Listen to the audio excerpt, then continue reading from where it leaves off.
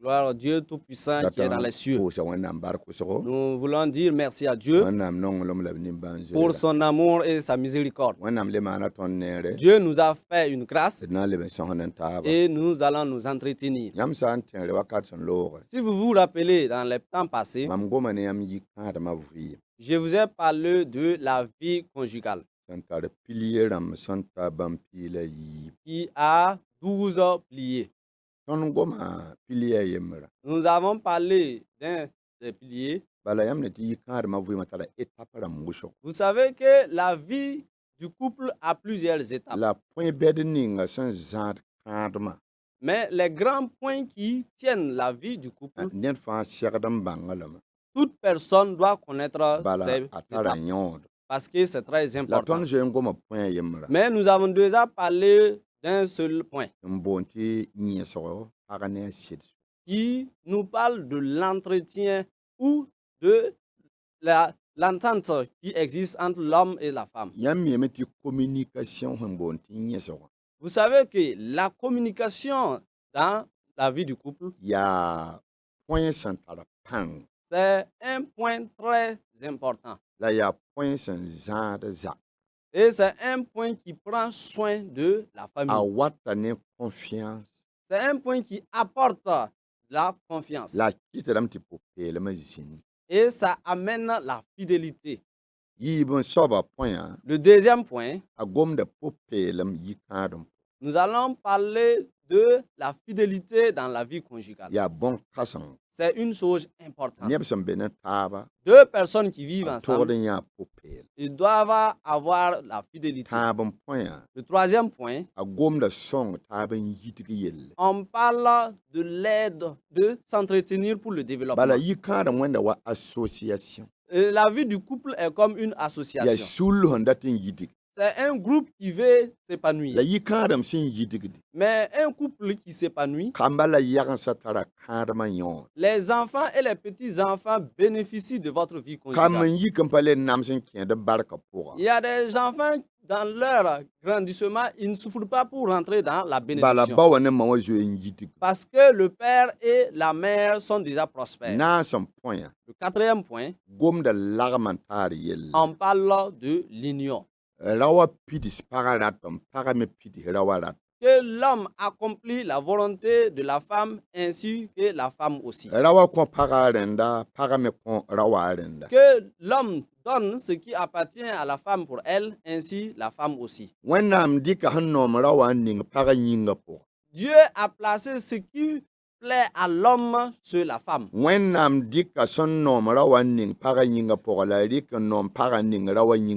Il a placé ce qui est bon chez l'homme. Il a placé cette chose-là à la femme et ainsi que chez l'homme aussi. Nous sommes, il y a une responsabilité. Le cinquième point, chacun doit prendre sa responsabilité. C'est important dans la vie conjugale. Le sixième point, il faut que vous vous nourrissez. Nourrissez-vous. L'homme amène de la nourriture. Mais souvent, ce n'est pas l'homme qui prépare. C'est la femme qui prépare. Donc, les deux personnes nourrissent la famille. C'est une chose importante. Le huitième point, c'est l'entretien des enfants. L'homme et la femme doivent s'occuper des enfants. C'est important. Neuvième point, c'est l'amour. L'amour, c'est comme un jardin. On doit bien l'entretenir. Dixième point, c'est le pardon au sein de la famille. Dans la vie de couple, il faut impérativement qu'il y ait le pardon. C'est le manque de pardon qui amène beaucoup de personnes en justice. Onzième point, Dans la vie de couple, il faut que vous soyez quelqu'un qui suit Dieu. Quelqu'un qui suit Dieu. Soyez des gens. D'où la présence de Dieu existe au sein de votre famille. Soyez des gens qui vont amener vos enfants auprès de Dieu. C'est une chose importante. 12e point. Soyez des gens sociaux. Là où vous êtes, vous devrez avoir une union envers tout le monde. Ce sont les 12 points du couple. Et aujourd'hui, nous allons parler d'un point aussi qui parle de l'union. 1 Corinthiens, au chapitre 7, on nous parle de l'union dans le couple. Il dit au verset 2. La base roti yobra jindi biro fa pa ma meng para la bi para fa pa ma meng sida. Rawa toron kon para renda la para me toron kon sida renda. Pakata nore ne minga yingi ya sida antara. Woto me rawkata nore ne minga yingi ya para antara. Amen. Le livre de 1 Corinthiens, chapitre yopoye verset yibu tata. 1 Corinthiens 7. Le verset 2 à 3. Il dit, toutefois, pour éviter l'impudicité, que chacun ait sa femme et que chaque femme ait son mari. Que le mari rende à sa femme ce qu'il lui doit et que la femme agisse de même envers son mari. La femme n'a pas autorité sur son propre corps, mais c'est le mari. Et pareillement, le mari n'a pas autorité sur son propre corps, mais c'est la femme. Gloire à Dieu.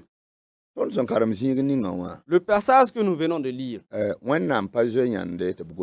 Dieu n'a pas eu la honte d'écrire cela. Les serviteurs que Dieu a utilisés pour écrire, ils n'ont pas eu la honte de nous expliciter. Dans les 12 points de la vie conjugale, nous sommes dans le deuxième point. Premièrement, c'était la communication. Aujourd'hui, c'est l'union entre l'homme et la femme. Il dit que pour qu'il n'y ait pas d'adultère, que chaque homme ait sa propre femme et que chaque femme ait son propre mari. Cela veut dire quoi? Pour qu'il n'y ait point d'adultère.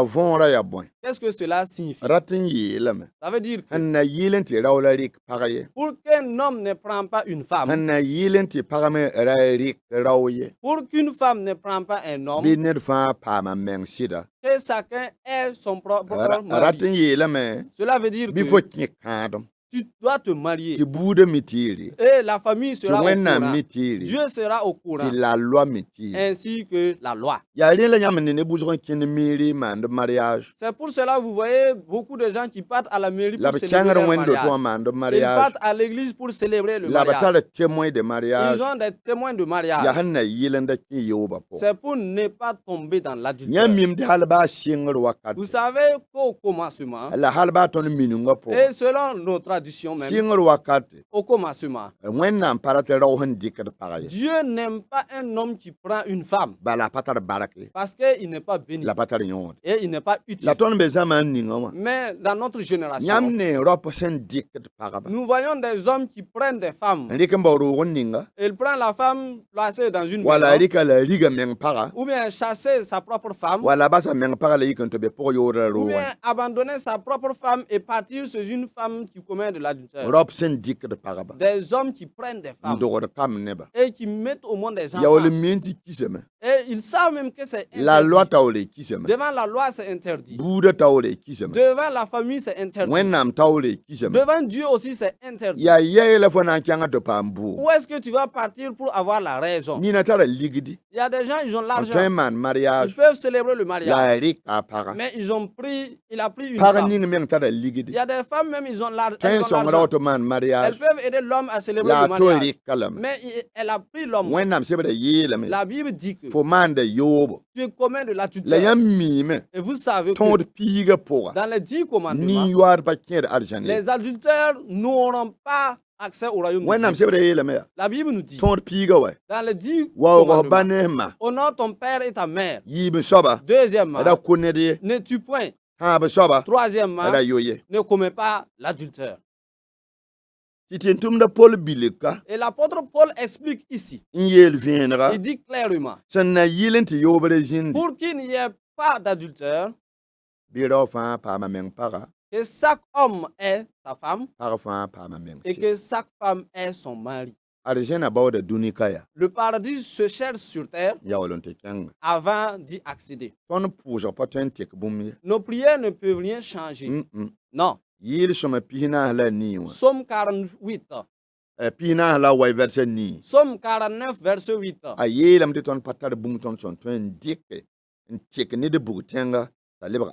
Il a dit que nous n'avons rien en échange de notre enfer au paradis. Qu'est-ce que nous pouvons donner à Dieu?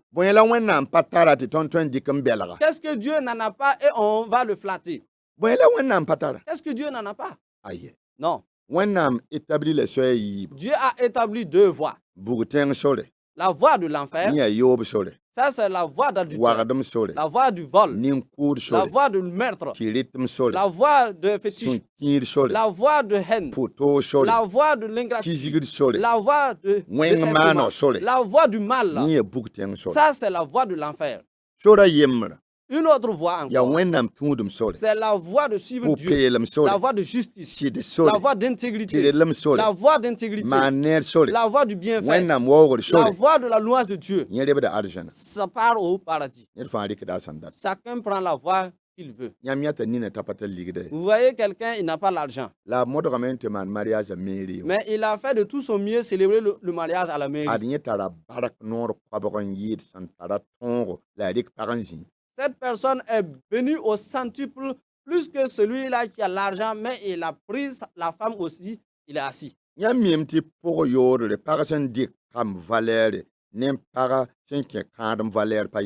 savez que les enfants d'une femme qu'on a pris et les enfants d'une femme mariée, ce n'est pas la même chose. Vous savez cela? Et la Bible dit, dans les derniers temps, il y aura des hommes vils. Des hommes vils vont exister. Et en langue française, dans d'autres termes, on dit des fanfarons. Des gens qui ne sont pas utiles. Des gens qui n'ont point d'appui. Des gens qui n'ont pas de base. Le père et la mère ne se sont pas mariés. Ils les ont mis au monde. Comme les animaux le font. Des gens fanfarons. Des hommes fanfarons. Des hommes vils. Des hommes qui ne sont pas bénis. Des hommes qui ne peuvent pas utiliser les richesses de leur grand-père. Parce qu'ils n'ont pas de partage au sein de la famille. Si c'est au niveau de la royauté, ils ne peuvent pas être roi. Quel qu'en soit le lieu, il n'a pas de partage. Parce qu'il est fanfaron. Écoutez. L'union. Voilà le début de l'union. Que le mariage est une voie. L'homme doit donner la femme ce qu'elle veut. C'est la volonté de Dieu. Malachie 2:16 dit, tout homme qui fait du mal à sa femme par rapport à l'union, écoute, cette personne-là, Dieu le déteste. Dieu ne l'aime pas. Le livre de Corinthiens a bien expliqué cela. L'homme doit donner la femme ce qu'elle doit. Le sexe de l'homme appartient à sa femme. Elle doit l'avoir au moment où elle va dormir. Elle doit l'avoir à 4h ou à 5h du matin. Elle doit avoir cela au moment où elle en a besoin. Cela veut dire que c'est de l'holocauste. C'est une holocauste que l'homme doit faire. Holocauste que la femme doit faire. C'est accepter la volonté de Dieu.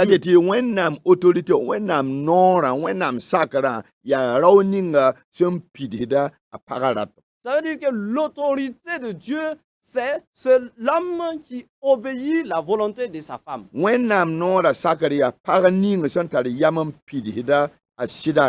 Accepter l'autorité de Dieu, c'est la femme qui obéit la volonté de son mari.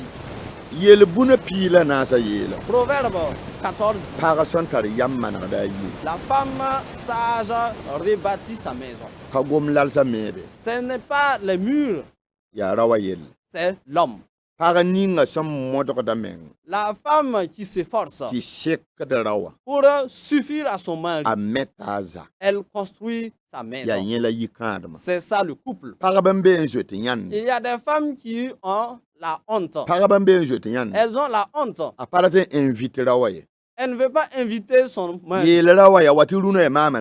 Dis à ton mari, aujourd'hui là, c'est moi qui te veux. La salade que je prépare pour toi aujourd'hui, c'est moi qui t'invite. Moi qui te prépare de la soupe aujourd'hui, c'est moi qui t'invite. Moi qui te donne les fruits, c'est moi qui t'invite. C'est la chose importante. Moi qui a bien étalé le lit, c'est moi qui t'invite. Faut promouvoir l'amour en elle, pour que Dieu soit content de toi. C'est la volonté de Dieu ainsi. Il y a des hommes, ils s'en foutent de leur femme. La femme veut sa part et l'homme est en ville. La femme veut sa part et à minuit, il est ailleurs. La femme veut sa part et il prend la part de la femme pour donner à quelqu'un d'autre. C'est une malédiction. L'homme doit donner la femme ce qu'elle doit. Quelle est l'importance pour l'homme qui accomplit la volonté de sa femme? Ça veut dire que les spermatozoïdes que Dieu a donné l'homme doit être utile dans la vie de la femme.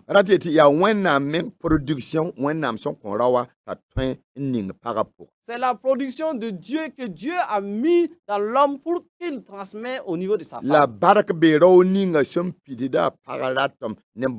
Mais heureux l'homme qui accomplit les devoirs conjugaux. C'est l'homme qui sera réjoui dans sa vie. Et c'est l'homme d'où sa famille sera bénie. C'est l'homme d'où sa femme sera contente de lui. La Bible dit dans Proverbe 5, 18 que l'homme boit l'eau de son jar. Bois l'eau de ta jarre. Mais que la marmite soit bénie. Ça veut dire que la femme doit être bénie. Que l'homme se réjouit avec la femme dont il a épuisé pendant sa jeunesse. L'union est très importante dans la vie de Dieu. Le livre de Genèse 38, vous voyez la mauvaise action de la relation de l'homme avec sa femme. Dieu était en colère avec l'homme. Et il a amené la mort pour l'abattre. Et on a donné la femme au petit frère de l'homme. Lui aussi, son union avec la femme n'était pas au top. Et Dieu a envoyé l'ange de la mort venir prendre le petit frère. Il y a des hommes. La femme va demander. Elle va s'accroupir. Demander. Pardon. Viens au lit. Pardon. Viens m'accepter. Pardon. Viens. La femme va souffrir. Parfois, l'homme va accepter. Parfois, il s'en fout aussi. Il ne sait pas que Dieu le regarde. Il faut savoir que Dieu te regarde. Écoute bien. Dieu te regarde. La femme aussi qui n'accepte pas son mari. L'homme a parlé jusqu'à fatiguer. Il faut savoir. Ta vie n'est pas longue. Tes enfants ne seront pas bénis. Écoutez bien. La femme qui accepte son mari, ses enfants seront bénis. Je prends l'exemple en tout temps. Dans la vie conjugale. Regardez le canard. Ok, regardez le canard.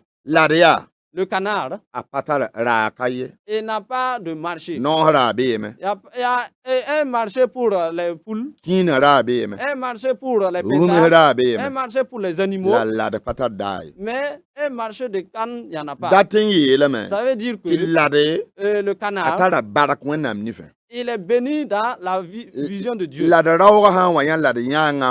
Si le canne voit le canard, le fait qu'il vient seulement, la canne ne bouge plus. Elle s'accroupit sur le même lieu. Vous entendez ces cris. Vous entendez ces cris. Ces cris-là, elle parle au canard. Et elle dit, tu es loin d'abord. Viens. Je suis prête. Tu es loin. Viens. Je suis prête. Viens. Je suis prête. En ce moment, elle s'accroupit totalement. Et le canard vient. C'est pour cela. Et elle s'est abaissée. Elle obéit. Elle respecte son mari. C'est pour cela que Dieu l'a béni. Si vous voulez payer du canard, il faut demander. Qui vend des canards? Mais voyez les coqs et les poules. Si le coq pourchasse la poule, vous entendez le bruit. Le bruit, ça sort partout. Voilà le bruit. Et ils vont courir par-ci par-là. C'est pour cela qu'il y a le marché des poules. Vous voyez parfois des enfants qui sont le modèle ne ressemble pas. La tête ne ressemble pas à son père. Les yeux, c'est pas les yeux de son père ni de sa mère. Il a un caractère différent.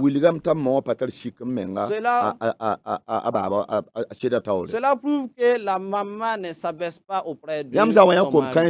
Si vous voyez ces gens d'enfants, ça prouve que le père lui-même, le père là, il n'est pas quelqu'un qui remplit les devoirs conjugaux. C'est pas quelqu'un qui aime sa femme. C'est parfois des occasions et la femme tombe enceinte. Vous voyez, des femmes ont donné des enfants comme couvre-feu. Alors, le nom de mon enfant, c'est couvre-feu. C'est à cause de couvre-feu. Pour que j'aille cet enfant. Ça veut dire que l'homme n'est pas à la maison. Et l'homme ne rentre pas. Et il y a eu un problème dans la ville. Et on dit qu'il y a couvre-feu. À partir de 18h, on ne veut plus voir quelqu'un dehors. La femme dit merci. À cause de couvre-feu. Que Dieu bénisse couvre-feu. À cause de couvre-feu, j'ai eu mon mari. Si c'est ainsi, ces enfants ne sont pas bénis. Écoutez, l'union est très importante. C'est Dieu qui a autorisé l'homme. Je te donne un travail. Il faut accomplir les désirs de la femme que je t'ai donnée. Je t'ai donné un travail. Femme, je t'ai donné un mari. Je veux que tu accomplisses ses désirs. Toute femme qui accomplit les désirs de son mari, Dieu la bénit. Dieu la bénit. Dieu la bénit. Dieu la bénit. Et il bénit ses enfants. Il bénit ses petits-enfants. Tout homme qui accomplit les désirs de sa femme, Dieu le bénit. Et il le bénit encore. Il le bénit encore. Il le bénit encore. Vous voyez? Écoutez. Le mariage, ce n'est pas avoir une femme seulement ce soir. Ce n'est pas avoir un mari seulement. Une femme a dit,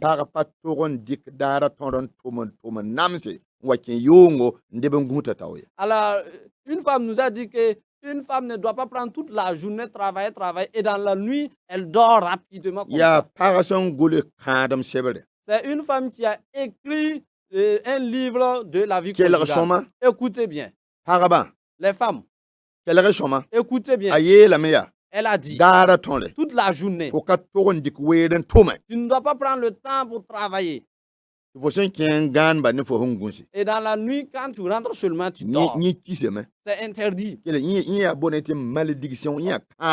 C'est une malédiction même. Une femme, dès qu'elle est rentrée, elle dort déjà. Et elle a continué en disant 3 heures du matin, qu'à partir de 3 heures du matin, à 4 heures, 5 heures, à 5 heures, les 2 heures ou les 3 heures là, la femme doit se préparer pour attendre son mari. Pour que l'homme remplisse le devoir conjugal avant d'aller au travail. C'est une chose importante. Écoutez bien. La femme qui a pu faire cela, Dieu est content d'elle. Que Dieu t'aide à triompher. Que Dieu t'aide à triompher. N'observe pas le comportement de l'homme. Observe Dieu. Dis, ce que je fais, c'est pour Dieu. C'est une loi de Dieu. Que Dieu t'aide à triompher. Homme, que Dieu t'aide à remplir le devoir conjugal pour qu'il te bénisse. Que Dieu t'honore. Et que Dieu bénisse votre vie de couple. Que Dieu fasse que l'amour soit votre partage. Tous ceux-là qui se sont pris sans le mariage. Vous qui avez une femme prise comme ça. Et les autres sont assis et ils ont le reçu de leur mariage. Écoute bien. Tu as une moto. Tu as un reçu. Tu as un terrain. Et tu as les papiers. Tu as un vélo. Tu as les papiers. Écoute, c'est ça. Aujourd'hui, qu'est-ce que tu vas payer dans ce monde sans avoir un reçu? Et toi, tu as une femme sans reçu. Des briques pour construire même ont des reçus. Une brouette même a un reçu. Le ciment a un reçu. L'eau pour flétir même a des reçus. Et toi, tu es assis avec un homme. Et il n'y a pas de reçu de mariage. Tu es assis avec une femme sans le reçu de mariage. Dommage. Dommage. Dommage. Ce n'est pas normal. Même les coqs et les poules ont des reçus. Les ânes même ont des reçus. Toi, femme, une femme valeureuse. Homme qui a de la valeur. Tu portes des complets, tu portes des vestes, tu portes des habits brodés. Et tu es assis avec une femme sans reçu. Ce n'est pas normal. On va prier pour vous. Et il faut résoudre le problème. Il faut résoudre le problème. Les Français disent que c'est une régularisation. Il faut partir faire le papier. Va te marier. Il faut résoudre le problème et rentrer dans la vie conjugale. Il faut mettre ta femme et tes enfants dans l'intégrité. Que Dieu vous aide à triompher. Je veux prier pour vous. Dieu Tout-Puissant, Nous avons parlé de l'union. Nous demandons, Seigneur, des gens ont écouté et ils vont décider. Donne-leur le courage, donne-leur l'amour, donne-leur la volonté pour qu'ils fondent. Seigneur, oublie tout ce qu'ils ont fait comme mal. Donne-leur une nouvelle décision. Et Seigneur, bénis leur union. Au nom de Jésus-Christ. Amen. Amen. Frères et sœurs, c'était le pasteur Dieudonné Sawadogo qui entretenait avec vous. Que Dieu vous fasse du bien et qu'il vous bénisse. Si vous voulez des conseils ou vous voulez qu'on prie pour vous, CVK LVD, chaque lundi, nous sommes là de 8h à 12h. Chaque lundi. Où se situe CVK LVD? À côté de l'échangeur de la Padoie. Si vous quittez la gare routière en venant vers l'échangeur, à l'approche de l'échangeur, regardez à droite, vous allez voir l'antenne de la radio. Que Dieu vous bénisse. Que Dieu vous fasse du bien. Vous pouvez nous appeler si vous êtes un peu éloigné. Oui. Le 78 91 08 91. Ce n'est pas difficile.